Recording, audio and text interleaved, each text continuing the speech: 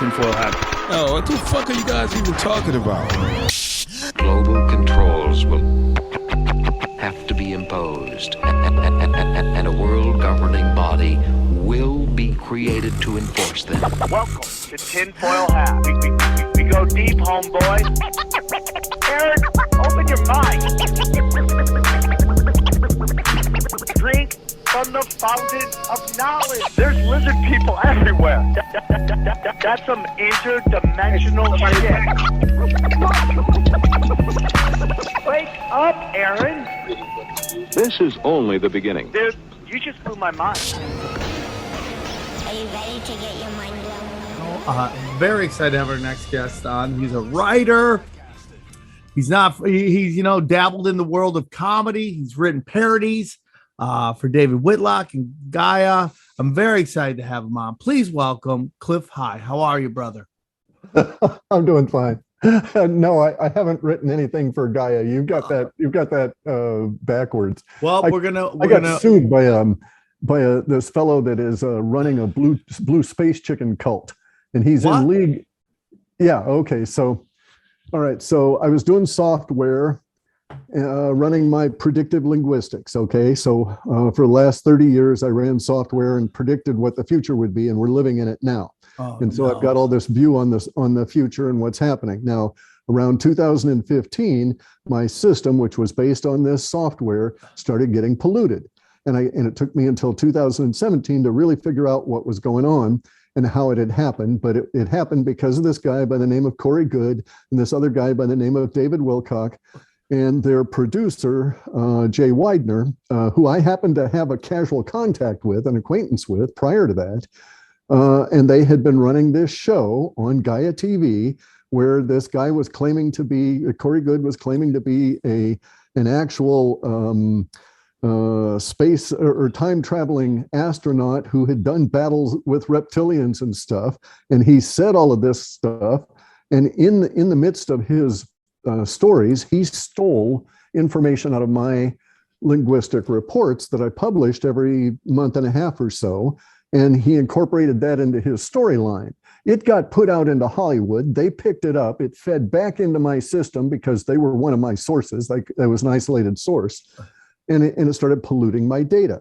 I spoke out about it. I said Corey Good was full of shit. I said David Wilcock was full of shit. I said Jay Widener was full of shit. Although I admired his ability to get people to believe this bullshit that he was putting out. and then I offered to fight them. Because I was really pissed, right? I was actually in the process of dying of cancer and didn't know it. So my emotions were all whipped up and stuff. But in any event, so I got to that point. And then later on, because he irritated me and started, Corey Good, he started doing like gang stalking. He had stalkers show up here at my property, all of this kind of shit, right? And so I started fighting him back on Twitter, and the bastard sued me. Okay, and I got an attorney. The attorney didn't know how to fight worth a damn, so I had to fire him, waste of money on the attorney, did it on my own, and got my ass kicked out of the case. The judge agreed with me. I should not have been there. The rest of the case is going on. Corey Good's suing all kinds of people. Basically, he's suing one clump of people that he used to work with to produce this bullshit. And then he's suing another clump of people that had bitched and moaned and said that his stuff was bullshit, and he's suing them. So he's suing both halves of the chaos of the thing. Chaos, right? Chaos. Right. So I did my own legal stuff, and I put the judge in a bind. Okay, and so he had to throw me out. There was, because judges are curious creatures. They don't want ever to do any precedent-setting anything. It scares the crap out of them because it'll be overturned. The odds are it'll be overturned. So I made sure that he had to either do a motion to dismiss, grant my motion to dismiss, or he would have to do something. The very next thing that was up there, he would have had to have adjudicated this injunction request I had put in. And no matter which way he did it, he would have set precedent. And so I knew he wouldn't want to even mess with that. And so if he threw me out of the case, he didn't have to mess with that. And so he threw me out of the case. And it aided the other guys too, because it busted it up. It was a bogus case. It's damn, dude. It's a lawfare to shut you up, basically. I would love to be my own lawyer. I've been thinking about going to law school just to learn all the legalese of everything because I think it's important that you know. But also, I'm starting to think we're entering a banana court type society where there's laws and what the judges enforce are there, totally 100% opposite of what the law says. So I think we're living in interesting times. Okay, so there's the thing, Guy. You're correct as to the times now. You're correct that the courts are corrupted. You're correct that they're going to adjudicate on things that are other than strict law and being impartial, right? You see how many judges are investing in companies that they're adjudicating over all of this kind of thing. It's corrupt all to hell. So I agree with you, but it is at a pinnacle of corruption, and these things always change during that period of time. So the Taoists have it quite correct that you can only see the depths of the valley when you're standing on top of the hill. And you can only see the underbrush of the skirts up there of the corrupt ones on top of the hill when you're standing in the valley. So we're standing in the valley now, and we've got to climb up on that hill. And the society's in the process of doing that. Most of the normies don't recognize this. They don't know what's going on. A lot of the conspiracy people are aware that something is going on, but they're mislabeling it and misunderstanding the nature and scope of what's happening. So I'm a little nervous to ask this based on your data and your system. Is there hope? Oh, sure. Oh, yeah. It's massive in terms of potential and positivity going forward. All right. We're at the crux of the crises point where all of the crises combined, and at the point of any extreme. Instantly in this universe, you head to the other extreme. We know this is a fact, and the Taoists and everybody else have, regimented and conceptualized it and put it into a framework. So there is hope. We're going to go into sci-fi world. So in sci-fi world, that's how I labeled it.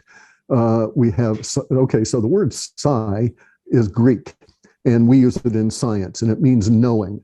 Okay, the phi part of it is fiction, right? So we're going into a world that, in my understanding, is going to be knowing, and we're going to have to create our new world because we can't go back. So here's our basic problem. All of our lives, we've lived in a paradigm that was structured by forces inimical to humans. So we thought we had developed a pretty cool world with, digital technology, digital watches, all of this kind of stuff, only it was really, in a sense, we built our own prison at the behest of all of these other forces. Now we're coming to the point where those forces are being undone by exposure. And so we'll be able to, and the framework is crumbling. It can't support itself unless certain conditions exist. They can't those conditions can't exist forever. And we've come to the point where they're ending. And so now we have to build a whole new world. So it's more than hope. It's sort of it's hope plus a kick in the ass and a slap across the face, because there's going to be giant shock at the potential of what we can create as we come out of all of this crud. It's not going to be easy. It's going to take like a couple of decades to work through this. We're going to get through a big chunk of it in the next couple of years, and we'll probably know that we've got something really that there is the potential, a positive potential. We should know that by January. So you only have a few more months to go before you'll start seeing an emotional pickup in the general populace around as they start tumbling to the idea that there is this big potential for hope in cleaning up all this crap. Well, I love that, man. And everything you're saying, it really resonates with me. And it's been this kind of sense that I've had, my whole theory, and I've interviewed many people on it, and they've talked a lot about it, but one thing is, I just think these parasites, whoever they are, whatever level they are on the pyramid of power that is our existence, they're not bigger than the universe. They're not bigger.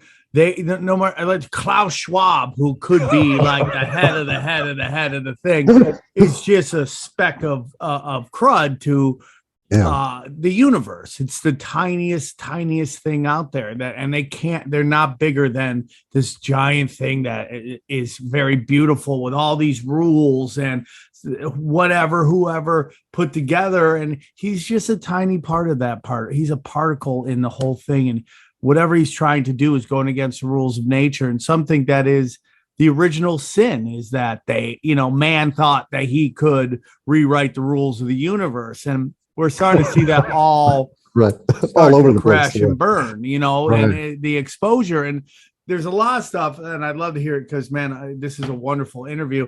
I would love to hear your thoughts.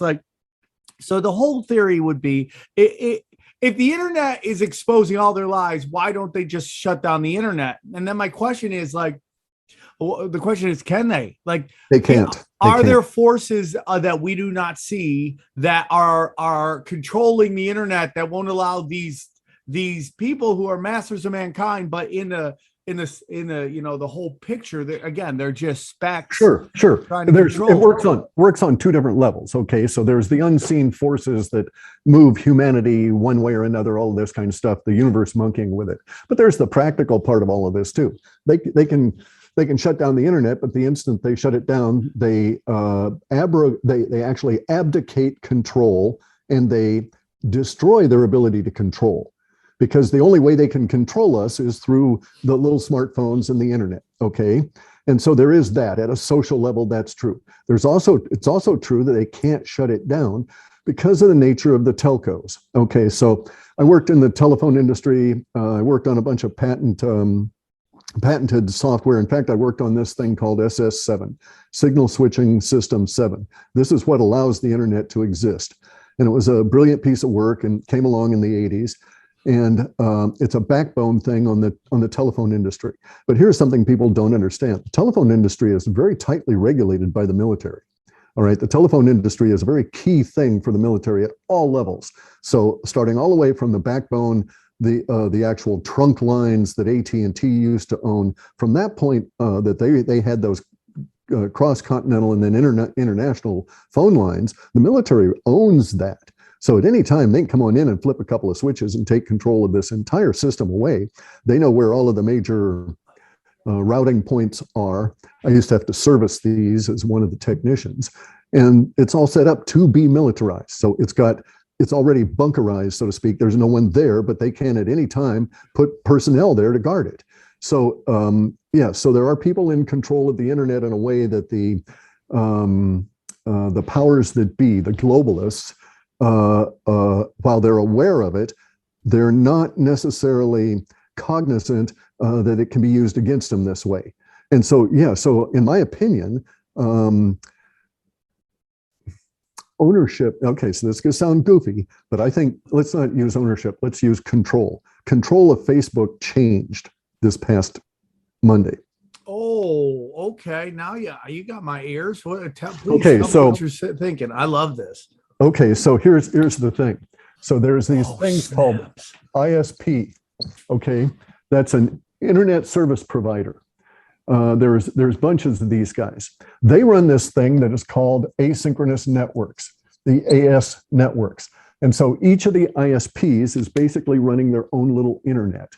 All right. In order for me back here in my little asynchronous network to go through my ISP to connect over to Facebook over here, my ISP has to support a record that's called a BGP protocol. It's a border gateway protocol. And the way we write it in the phone industry was a G, gateway, and then it was a B for the border protocol. Okay, but it's the same thing. This is propagated by the ISP. So Facebook doesn't control this. This is controlled by 64,000 ISPs and also these things called OSPs or other service providers. And they put these records out and they send them from one to the other. And it's the backbone. It provides the updating in the backbone for what's called DNS, right? Domain name services, which is where they resolve the words Facebook down to an IP address. And so all you have to do to seize control of something is to have a big stash of IP addresses and route in different controls through an ISP, and you own whatever it is. And so if you wanted to hack stuff, this is the route you go. most hackers don't mess with it because it's router protocol and it's really arcane, even as this stuff goes. But my way of thinking is that they took down Facebook at this level because they swapped out true control.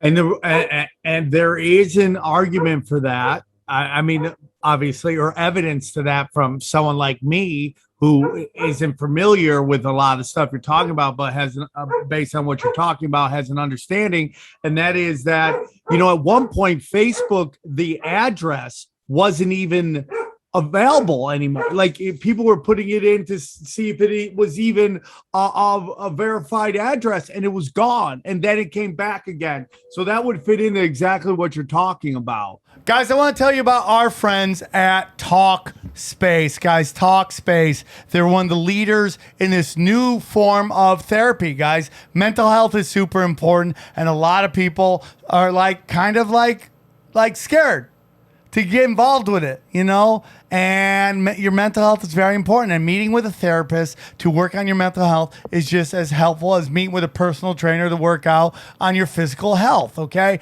And it has a positive impact on all your life and could be life-changing, okay? Talkspace makes it possible to speak with a licensed therapist right from your phone, tablet, or computer, okay? Unlike traditional therapies, you can message your therapist anytime, text, video, voice. It's 100% secure and stigma-free. The way that therapy should be, okay? I know I get a little weirded out about it at first, but man, I'm telling you, you know what's great about a therapist is you get to talk about you. How many times you started talking to a therapist and then how many times you get to talk to a friend and then it just becomes you're hearing their problems? Yeah. Oh, they're trying to one-up you? Yeah. Oh, I got it even worse. You're like, I want to hear. Therapists are great because you just get to talk, and they have to listen. And you know they've heard far worse than what you're bringing to them. Right. At Talkspace, your privacy is secure, and it's their number one priority. The app puts you in a private room just with you and your therapist. Send messages 24/7 and get replies throughout the day. No need to wait for weekly appointments, okay? Talkspace is encrypted and adds security features that keep your conversations fully protected. No more excuses, okay? Nothing. You can go do it. Get personal. Personal help isn't weird anymore. It's smart, okay? And here's what I want you to do. Join Talkspace today and start moving forward with a single message, okay? Join Talkspace. This is all you got to do. Just join Talkspace.com and get $100 off your first month when you use the promo code Tinfoil at sign up. That's $100 off at Talkspace.com. Promo code Tinfoil. Get help, guys. Okay, a couple of other things there. All right, so let's look at it this way. If this was a hack or an accident to take down this layer, bear in mind it takes a certain amount of time to propagate. If they don't do a push, it propagates on a 24-hour basis. It refreshes every 24 hours to keep all these address resolution things updated for these gateways that connect to all of these. So here's the thing. It came up fairly quick. I was expecting that if it was a hack or if it was an accident or if it was an inside job, only on an inside job could it come up this quick, all right? So there's two types of inside jobs. It could have been an inside job where someone got really, really, really angry at Facebook and propagated out on a push a bogus BGP protocol block. And so Facebook disappeared, right? So that happened at one level. It could have been a disgruntled employee, in which case, if Facebook had discovered that this was the instance, then they could easily just put back the real one and shove it back out again, right? Okay, and so it could come up in a few hours. But that would take them a while to discover how it had been done. And I actually think that there's another possibility, and there was a prepared substitute, a replacement BGP block that was ready to be pumped out by whoever did this. So there's two possibilities. It could have been a hack, and they could have recovered fairly quickly once they had discovered it. What I find interesting was that they discovered it really fast, if that was the case. And from what I hear, Facebook's IT department isn't that swift, okay? So from my contacts in the industry. All right. So but on the other hand, and so I actually thought it would take 1 or maybe 1.5 days to recover from a hack, because it would take them that long to figure out what had been done, because this is low level, almost touching down to the telcos, down to the telephone companies. And so it didn't happen that way. It came back fairly rapidly within a few hours. And so that was sort of a shock to me, because I thought, made me think maybe it was a substitution. Maybe there was a replacement already prepared, ready to go. This block of numbers is not trivial. Okay, this border gateway protocol block that you push out, that process, while it's easy to do and you just hit a button and off it goes, it's not trivial to prepare if you had someone monkey with it. So to have a complete new one, you'd either have to go to a backup that you knew to be good, and that would be another issue. You'd have to validate it. And so, see, having done this work before, I would anticipate that it would have taken at least 8 or 10 hours once you discovered it to work through this process, especially with, a bunch of numbnuts in your IT department, right? So something weird was going on. And then, of course, we have the instance of, Trump getting his Facebook page back. So that doesn't connect. All right. So bear in mind, that is not connected to the BGP problem that existed. I know the BGP problem existed because I went out and looked to see if I could find what was going on, and sure enough, their entire records were gone. I know some accommodating OSPs, other sort of service providers, that just checked for me, and oh yeah, it's gone. Anyway, though, so that is such a low level, it either takes all of Facebook out of the picture or it brings it all back up, and it would bring it back up as it had been the instant before it went down. Okay, so the fact that his page didn't exist the instant before it went down, and it did when it came back up. Ah, there you go. Wow. And what else was going on? The Facebook people were locked out of their own building during this period of time. Wow. Now, I think this is the activity of what I call a self-organizing collective, a SOC. And I first saw these SOCs originate in 1997 in my data. And so I think one of these SOCs is participating in this battle against the deep state. And this was one of the things that they had just recently done. This war is not like cannons and shit. It's firing information and doing things like that. Right. It's like a digital war. It's right, controlling mediums and stuff like that. Yeah, I totally get, it's very interesting. I have a podcast called Tinfoil Hats. It's going on it started in 2016. So it's going to be almost 5 years.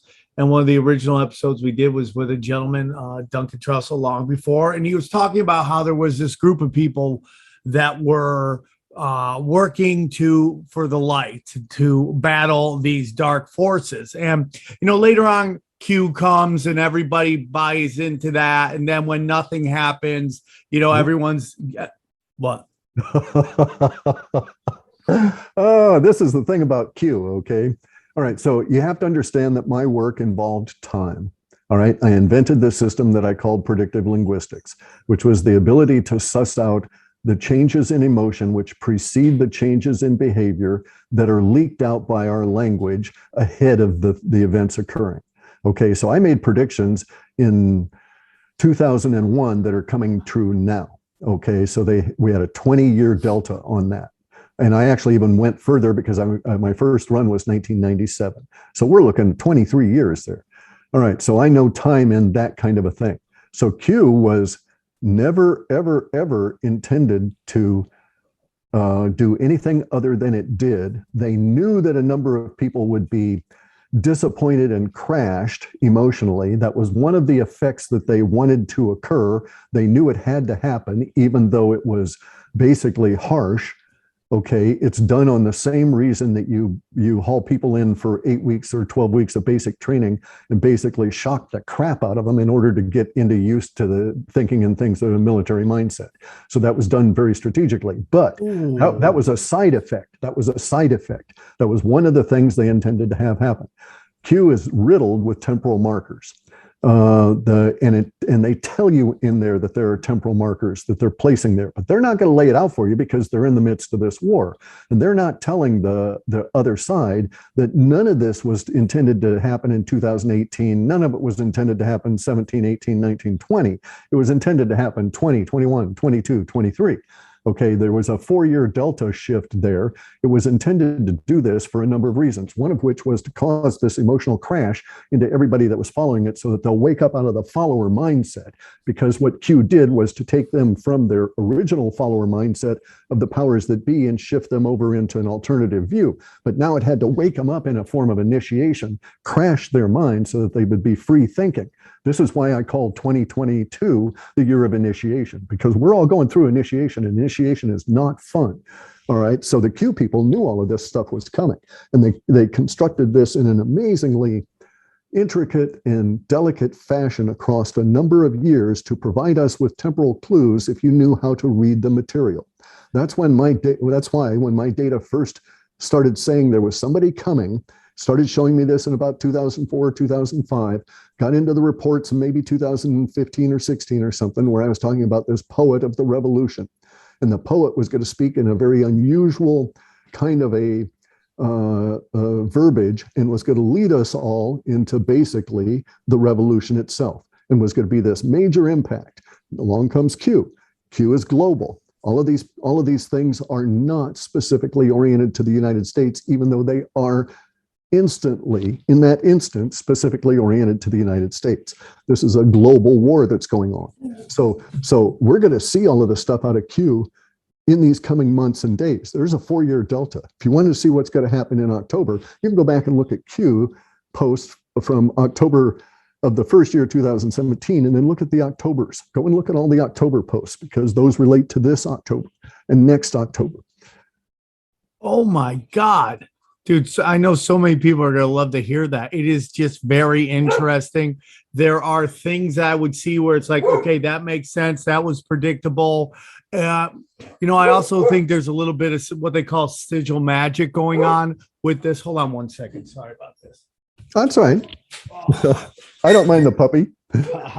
This sigil magic going on where it's almost like there's a telling of what's going on, so that you're right, man. It all starts to click with me when you start talking about that. It's like you have to get people prepared for what is out there to shock them into an understanding of what is going on. So, it's like my whole thing with Q was that, like, I would always go, man, I know this stuff is going on.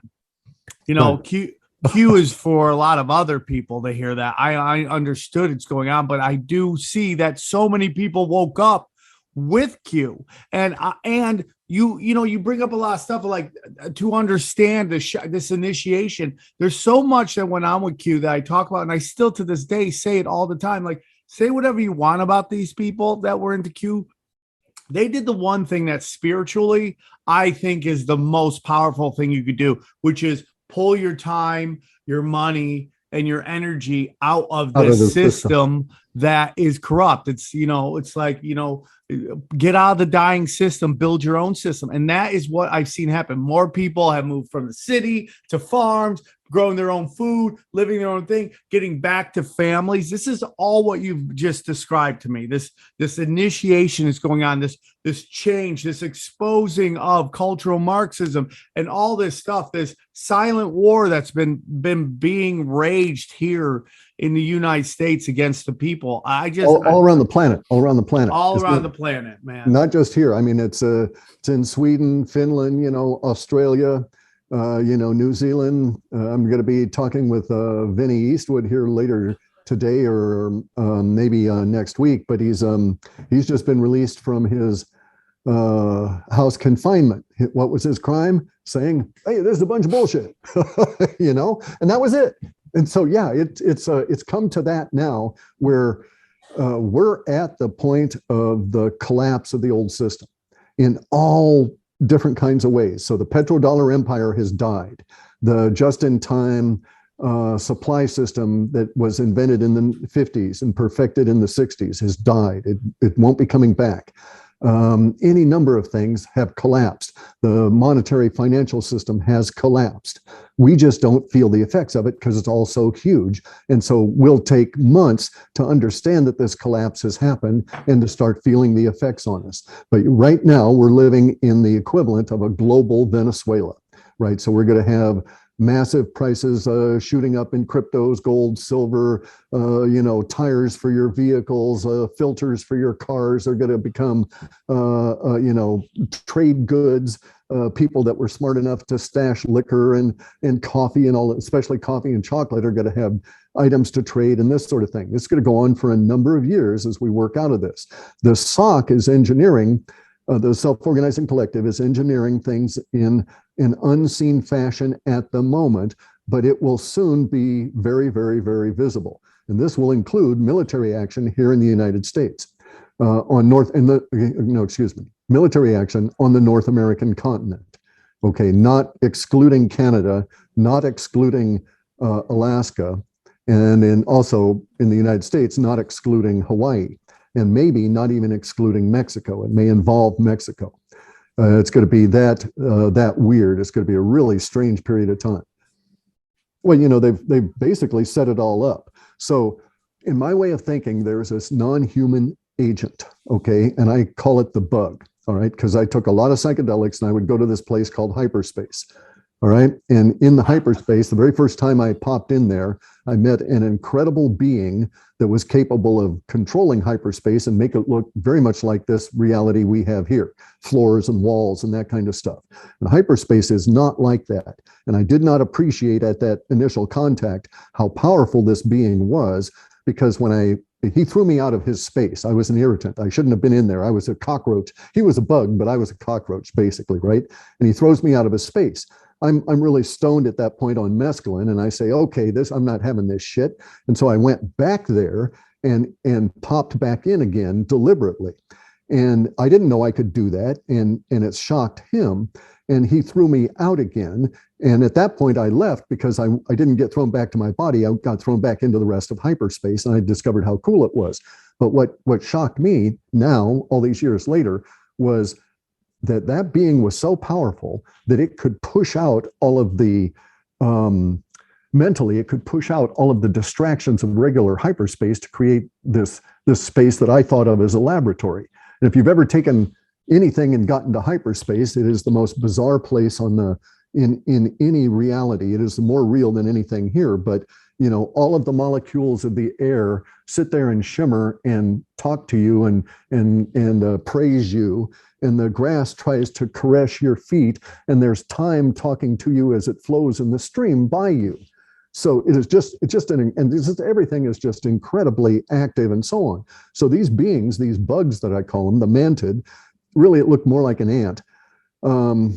But if it's that powerful, it might not have even looked like that. It might have just been using some kind of an automaton that it had created in hyperspace, and that presented it to me. So I don't really know what they look like. I just call them the bug, and that's a placeholder. I think they're controlling all of the crap we're going through. And I think that they've got the CCP and the globalists attacking us on all of these fronts. And there's proof of this. If you go and read the book that was put out in the CCP called Unrestricted Warfare, it lists out everything that we're going through right now. And it did so in like the early 90s. It was written by a very high up colonel who was both in the CCP and the People's Liberation Army in China. And he was a planning colonel. And he said they had done this study, and they said, we'll never ever be able to defeat the United States in a war where we have to throw weapons at each other. Can't do it because we're bad at logistics. We can't get our people over there, feed them, all of this kind of stuff, right? The only thing we have is manpower, and they recognize that. And manpower can be eliminated by nuclear bombs real easy. So they said, how are we going to defeat the United States and conquer the rest of the planet? And so they came up with this plan. And right now we're suffering that plan because we've got stolen elections, digital Pearl Harbor kind of thing, right, where they control it. We've got COVID that was released, a bioweapon that was released and spread through the United States for this effect. We've got their control of our captured institutions, which force this protocol on the hospitals, which is actually killing everybody, because it's not the disease that's killing everybody, it's the protocol. And so all these doctors and stuff are probably, and hospital administrators are probably going to be put up against a wall and shot later on. But we've got the fake insurrection on the January 6th. We've got the media totally controlled. They appointed incompetent military leaders over us that did the thing in Afghanistan to provide the Chinese all of this material. We've got civil disobedience in all of the cities here to make us think that we don't like our own government and we're degrading and we're going to split up and balkanize and change our mindset. We've got the financial system collapsing. We've got foreign policy collapsing. We've got Australia and New Zealand captured. England and France and all these other places are in turmoil. All of this is due to a single point of entry into humanity. So because it's not just us, it's pan-humanity, right? And so even the Russians are dealing with vaccine issues and all of these kind of things peripherally to us. The closer you are connected to the Chinese, the more to the CCP, the more these things are influencing you.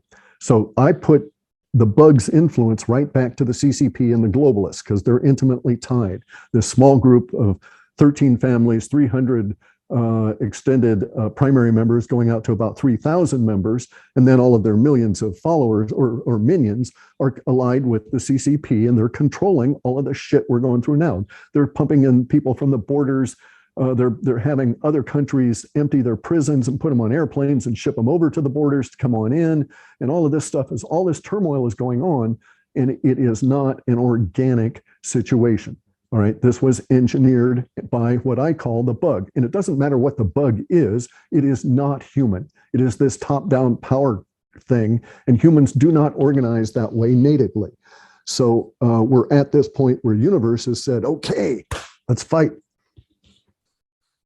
All that stuff, it just resonates with me. I've thought about that in different ways, and that there are entities that battle here. This is wherever we live, Cliff. It's very special. It's a realm. I don't know what it is, but it's like it's like the Royal Rumble in WrestleMania. Everything comes down, and they just enter the ring, and everybody's banging. You could see what this border crisis is about. It's exactly what they did to Europe. They flooded Europe with Middle Easterns, and the way they did that is we bombed their homeland, so these poor people had nowhere to go but run and then change the fabric of Europe. There's no go zones in Europe where if you're not Muslims, you're not allowed to go there. And to be honest with you, I don't think those people want to be there. I think they want to be back in their homelands where they're from. That's where they're, but these parasites have created this thing where there's all this unrest and everybody is just in flux. And I feel that people are waking up to this more and more and more and more, and they see what's going on. And let me give you a twist there, a nuance, okay? So the bug works through mind control, all right? So the bug does not have any real power here. It controls the minds of the people that we call these parasites. And through them, it gives them the ideas to come on in and cause these problems in humanity. I think it wants to kill us off for its own reasons, and we can get into that if you want. But the bug does this in a way that has been discovered or analyzed by the self-organizing collective that's battling them, right? And so the self-organizing collective, probably back as early as maybe the 70s, decided that there was only one way to win this war, and that is that we were going to have to fight a war that we were losing at that time. So at that time, the American military, and I think that the American military forms the core of this SOC, all right, that there's military guys in there. We were losing the Vietnam War because of these particular aspects that were delineated in this short, brilliant little book called The Art of the Flea, or The War of the Flea, The War of the Flea. And now we are the fleas, okay? All of us are fleas. All of humanity, we're doing the war of the flea against the bug. And so it's kind of funny using the insect analogy to battle another insect, but here's what's actually going to happen.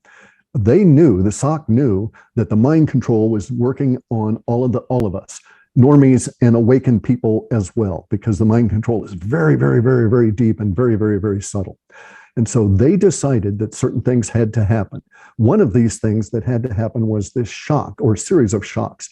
The shock of the new had to come through humanity. And so Q was part of that. The collapse of Q was part of that. The non-whatever of Q was part of that. There had to be this fade process. The springing up, the natural finding by people like us of the concept of devolution was part of that, because of the respringing of a new way of thinking about this. This is all initiation. It is all attempting to control our responses to the bug's mind control and to give us something there when all that breaks down. So I know from having gone through initiation ceremonies, I recognize that's what's being done to humanity, right?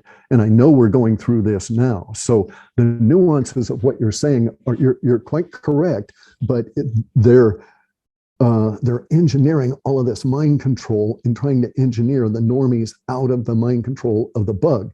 And sooner or later, we'll start seeing the populace turn around and say, okay, what's that big insect doing up there? That kind of thing, right? And it's happening all around us. More and more people are waking up.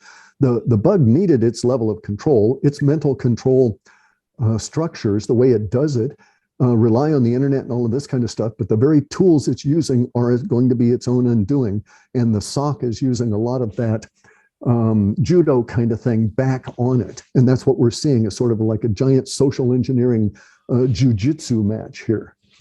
Hey, everybody, I want to tell you about our new friends, our new sponsors at Budvac. Budvac, look at this thing, man. Bam. Look at that. Hold it up to the camera. Hold it up, Bud. Look at that. I'm good at pumping. Budvac is a one-of-a-kind cannabis stash container that comes with a vacuum pump to extract all the air, allowing cannabis enthusiasts to store their product in an oxygen-free environment. That's really cool. That is cool. Budvac stores storage jars. You'll be able to taste, smell, and feel the difference. That is some real deal stuff. Now, how do you take it off there?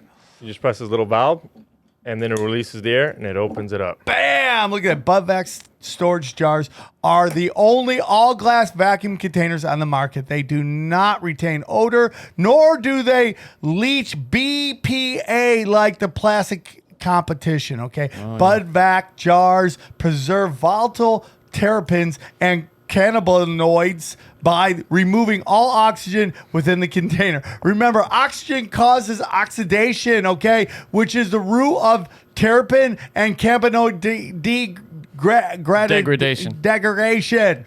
Okay, I should have practiced this. Budvac jars are incredibly easy to use, and each one comes with a vacuum pump. I love it. Simply place the vacuum 1 pump. pound jar they got there. Damn, they got different sizes. Legit, yeah. Look at that, real dude. Stoner shit. Bam, 1 real pound. stoner shit. Real stoner stuff. Is that an electric one too down there? Oh yeah, he's got in case you're too Oh, lazy. yeah, in case you just that's want to cool. press buttons. You can put something else in that. Damn, that's dope. You know the next level is this. That also is a woman's vibrator. There we go. Simply place a vacuum pump on top of the container. Pump till you hear a click sound, and your contents are freaking protected. All right.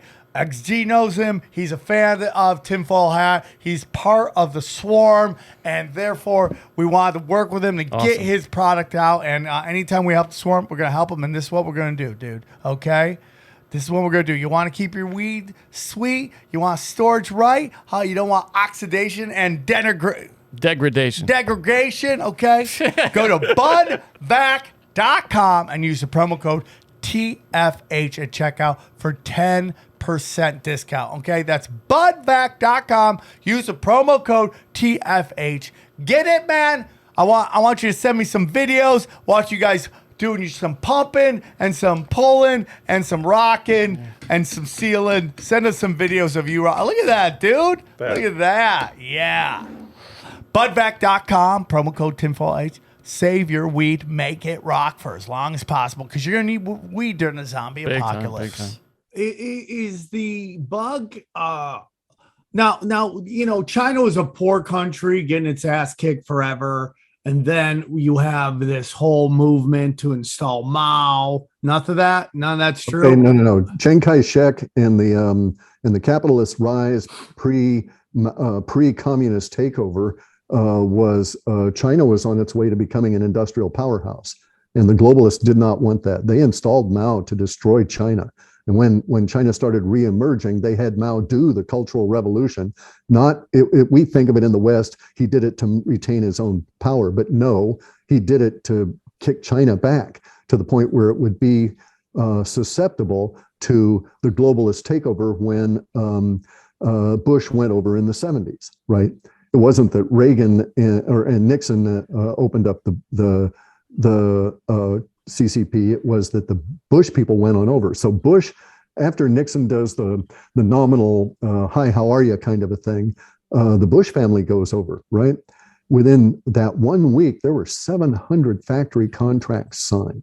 So they got, purchased, or started building 700 factories within that first week. So I knew in 1971 that they were offshoring all of our jobs and that we would end up here now because of that. So this is all engineered going back so far. So you can't think that it was even organic that Mao arose. All right, he was supported by the Rockefellers. He was supported by the Rothschilds. Yeah, more of the Rothschilds. Same thing with Stalin. Correct. So they're all. It goes way back. The Bolsheviks, communism is not an organic thing. Yes. Communism was paid for by the Fabian Society. Karl Marx and Friedrich Engels. Karl Marx was this really disturbed fellow that was a hedonistic homosexual, and he loved the royals. He loved living the royal lifestyle. He could never have been a communist himself, except that he could have been at the top of the power pyramid. So communism is exactly how bugs work. They're just a single structured society where there's something at the top and everybody else does what they're told. And communism is just exactly that. It originated because it was needed. And by the way, do you know when it originated?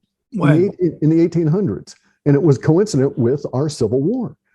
All of these kind of things, all these civil wars and stuff, all of these things are engineered. It sounds really crazy to get into this level of conspiracy, but no, not at all, man. I say this all the time. I go, if there wasn't this parasite class, how much war would actually happen?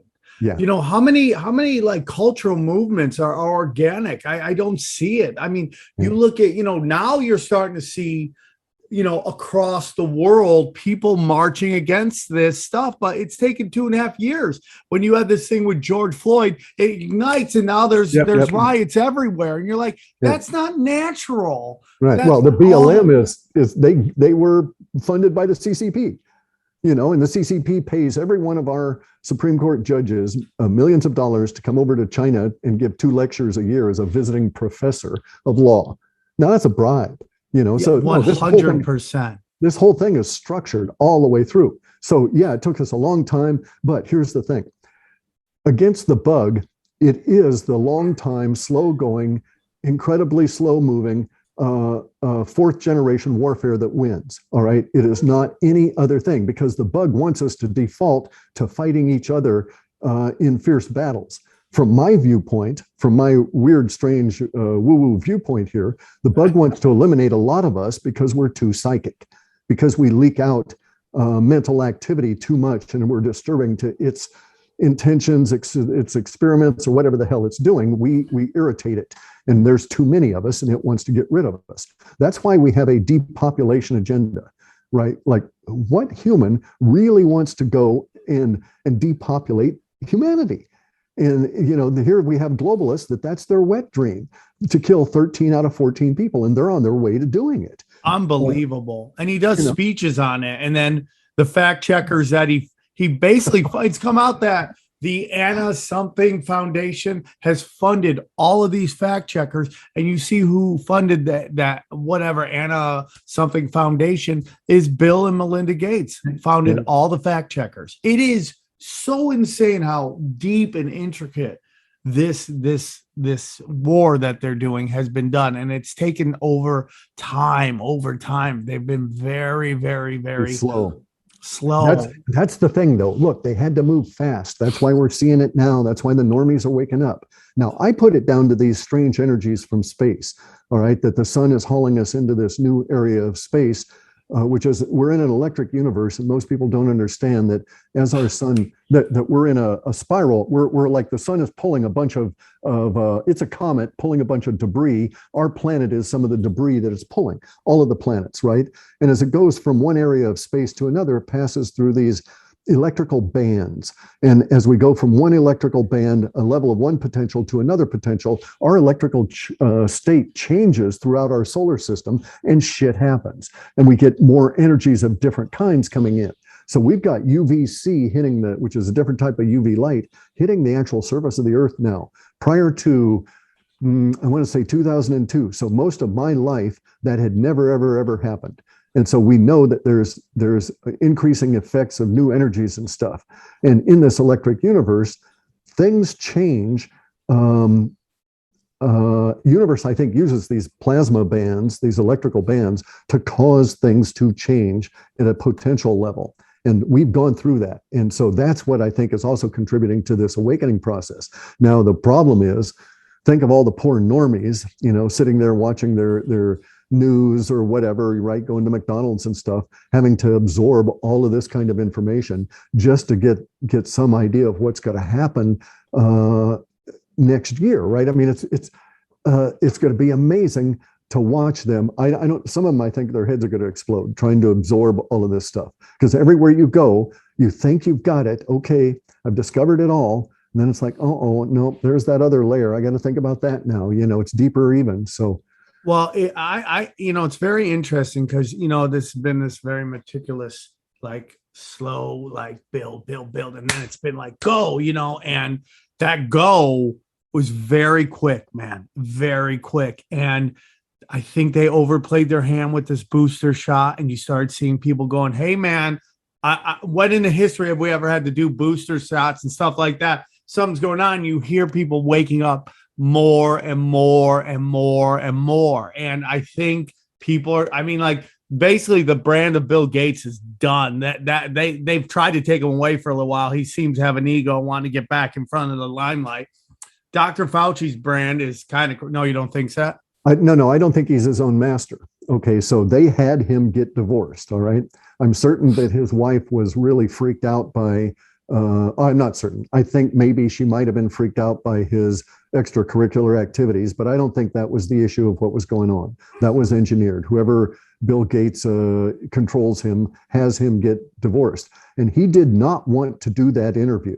Okay, he was not being driven by ego. He was scared shitless to do that. He was trepidatious. He was quivering in his being, just sitting there trying to answer those questions. Is he an actor? No, you mean like no. He's Bill Gates. He's not his own master. Is he? Yeah, he's not his own master. Is he playing a role for people? Like the same thing with Jeff Bezos. We found Jeff Bezos, his grandfather started Mobil Oil, started DARPA, and here we have this presentation of the hardest working man in the world. He works so hard. He's harder working than everybody else, and he created Amazon. And then you start going, well, is Amazon a real company, or is this just camouflage for the new form of fascism, which is corporatocracy, where these corporations, which are just fronts for the U.S. government or the other way around, and Amazon is just a government agency. But yeah, you're correct about that. Okay, so yeah, DARPA creates all of this. So DARPA created Facebook, DARPA creates Amazon. When did those arise? All right, they arose during the time of Obama, right? Bush and through Obama.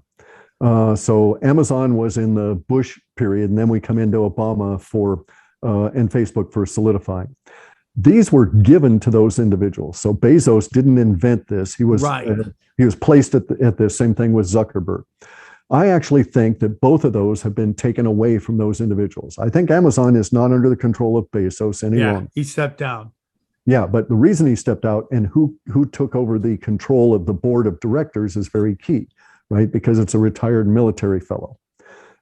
So I think that certain things have happened within the positioning at that level, and that we're starting to move to the point where we'll put all of these social media companies and functional social digital companies like Amazon under, let's call it state control, okay? And that they won't be these mega corporations that way anymore, and we'll actually merge them into, as I say, something that, okay, so all right, so the modern nation state started in 1699, All right. I think it's died.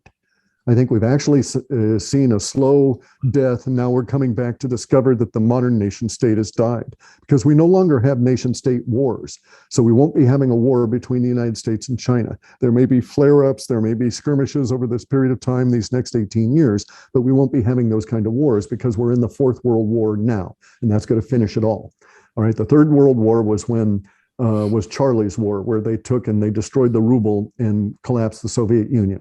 All right, so that was an economic war, but it was war nonetheless. Now we're in the Fourth World War, where it's the globalist elite against all of humanity because they want to kill off all of humanity.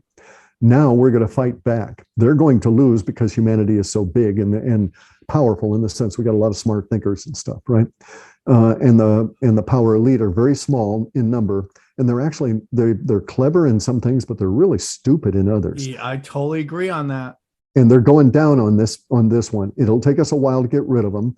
It'll take us a while to clean the systems out, but we'll repair it all. But the way that the thing, see, this is where the woo gets really deep. So Amazon wasn't created by Bezos. Any of these things any common preconception about any of our past history has to be rethought all the way back. I think the SOC originated actually on the death of President Kennedy. I think that's what motivated these individuals to connect and form and start working. And it's been going since that fateful day in November in 1963. And I think they recognized that what was going on then. So the SOC, I do not believe, is as ancient as our enemy. But our enemy had maneuvered Lyndon Johnson and all of this stuff in order to get Kennedy killed. Right. So that was part of the bug attack was the assassination of Kennedy. So, all of this stuff is so interwoven, and these poor normies trying to absorb it all. Yeah, and they can't really understand because they really put themselves in the shoes of these parasites, and they go, well, I wouldn't do that. My mother wouldn't do that. My father wouldn't do that. People I know wouldn't do that. Why would they do that? Hillary Clinton's like my mom, and blah, blah, blah. Yeah. You brought up the Bushes a couple times. I believe they are the center, and again, most likely pawns, the center of this decay that has happened. George Bush is in Dallas on the day of JFK's assassination. He's in Washington, D.C. on September 11th. And, he infiltrates the Republican. He basically saves the CIA, infiltrates the Republican Party through Reagan. And then he uses the Clintons, who he was doing coke deals with. He brings them in, sacrifices his own second term to bring the Clintons in. And you see the start to decay. And then, not that they were perfect before that, but the real decay of the Democratic Party, where the what they're saying in front of you and what they're doing behind closed doors are two different things. And that is ultimately, both parties are in my humble opinion, as Sam speaking, scumbags, right? But the difference between the Republicans and Democrats is that the Republicans can be more honest with their constituents. Even the poor ones are like deregulation, no taxes, blah, blah, blah. And but the Democrats, their base is all about everything that business people hate, billionaires hate, government hates, all that stuff. The people with the money and the access to power. That used to be this case, though. But look how it's flopped, right? I mean, right. The Democrats' Antifa is supporting the vax. All right, they're beating up anti-vaxxers. Yeah. They're the brown shirts for the Democrats. So, and the way that SOC is working is very interesting. So you could have they actually contacted Trump and had him run for president. And they had everything prepared. They had it all worked out for him to become president in 2016 and to overcome Hillary's cheating. And that's what scared the people in the powers that be. And they started really freaking out then. They ran into some real problems because Obama's job was to get rid of our guns, to turn us into Australia. So you note that in Obama's reign, his reign of terror, we had more shootings involving more dead children than at any other time in our country. And the minute he gets out of office, it all stops. All right. 100%. And every single time, of course, they try and drive it to get the guns. It didn't work. And then they were the idea was that he was going to do that. And then Hillary Clinton was going to get us involved in a war, which we would lose, a war with the Chinese. All right. And the reason for us to lose the war was that then the Chinese could come on in and throw out our Constitution. And so they're still trying to do that. They're still trying to have us have a war with China, such that China will win somehow. And then they'll say, okay, you're the new rulers of the United States, and they'll throw out our Constitution now and do away with the Second Amendment. That's what they want to do. That's their plan at the moment, because the first plan didn't work. But all of this is coming unglued. So the SOC decided to hollow out and take over the Republican Party. So what you say about the Republicans as being part of the uniparty is true, but it's being subsumed. So this is a counterinsurgency. So it's beautiful when you think about it and you analyze it, because we are using many of the same tactics that the Viet Cong used against us. And these tactics, done appropriately in the War of the Flea, are indomitable. You cannot defeat them. And so it's slow, it is unmercifully slow. It is gruesome on your emotions, but it is certain in its outcome, because you involve and capture all of the hearts and minds of all of the normies, and you have such a huge damn mass here of people that it cannot be turned any other way than the way in which you structured it. So we will win, in spite of all of the horror and the agony and stuff we're going to go through. Now, I always live a few years out, okay, because of my data I'm looking out and so on. So I'm really looking for January, because we'll see a little tiny spark, I believe, a little tiny spark of something that will be very positive, that will be able to affect you in a positive way, so that you know that at the beginning of 2022, you'll get some idea that the end of 2022 will be far better. So that's what the data is telling you right now. That 2022 is the beginning of change, and things are going to get. It's the year of initiation. Okay, so I say that advisedly, because initiations are not fun. All right, so there's Taoist guy I know that is extremely powerful Taoist magician, went through an initiation that involved him sitting in a particular kind of meditation under this big cement pot. Okay, a giant cement pot out in the sun in Thailand. All right. And it was worse than that, right? Because this giant cement pot, which is like 9 feet across, he crawls into this space, and they put this pot down over him, and he sits there for 2 days, and he meditates in this particular way to gain this particular part of the process. Okay. This is part of the initiation. But the horror of it is that there's an open cesspit underneath that pot with him out in the hot sun in Thailand. So initiations are not pleasant, but when you come out, very powerful. Wow. Clif, man, I could talk to you forever, dude. I love you. I love everything you're talking about. I love your style. I love your, everything, man. And, because like, even though, I flunked first grade, I'm functionally illiterate, but I am, I felt a lot of the things that you were talking about, that there is more going on, that there is a battle of good and evil, and that if they could do everything that they tell us they could do, they would do it. Yeah, damn right. They would just come and clean us all out. If they, when you got a dude in a sweater at a TED Talks talking about killing off giant, and he mentions poor people. He literally says poor people in this speech, and the room laughs. Okay, just letting you know what you're dealing with right now. And they've done it several times. He said so much stuff that is so dark, and that room laughs so much because of conformity. And, if they wanted to wipe us out, they would have done it already. It is that they know we are the power.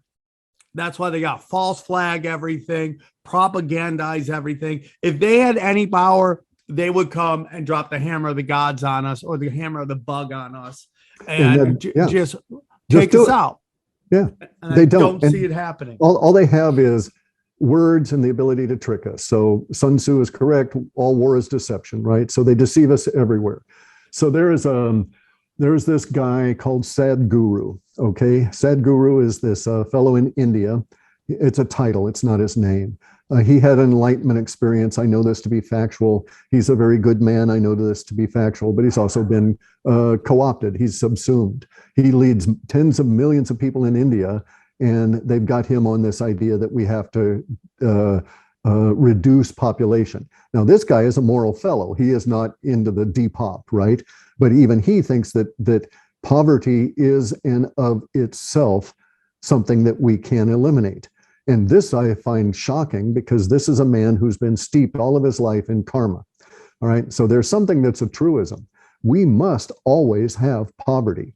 We must always have dysfunction, disease, mental aberration, and these kind of things beset humanity, because it is from that we get all genius and all creativity. Because unless you can't eliminate any part of a continuum and have it continue to be a continuum, right? So if we were to eliminate poverty, and this is what they're going to say to you, that all of this is necessary, that no one be born and suffer the burden of poverty in the future. So the powers that be have sold this to Sadhguru as being a positive thing, because the idea is that we'll reduce population, everybody will have much more stuff, and we won't have poverty.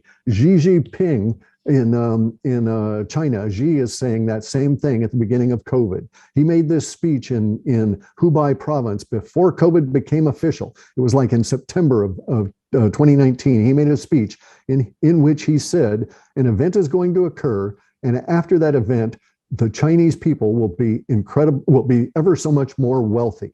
And there's only one way that you can have more wealthy Chinese, and that is to have fewer Chinese, right?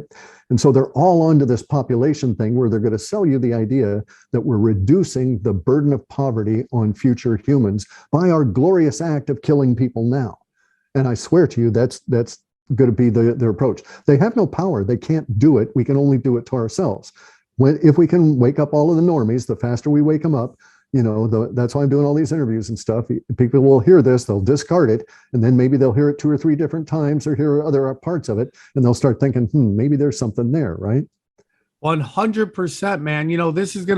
This was meant to be on my premium content, but I'm going to put it on the big show. I'm going to put this episode on the big show so that all the people get to hear it, because I think it's such an important message.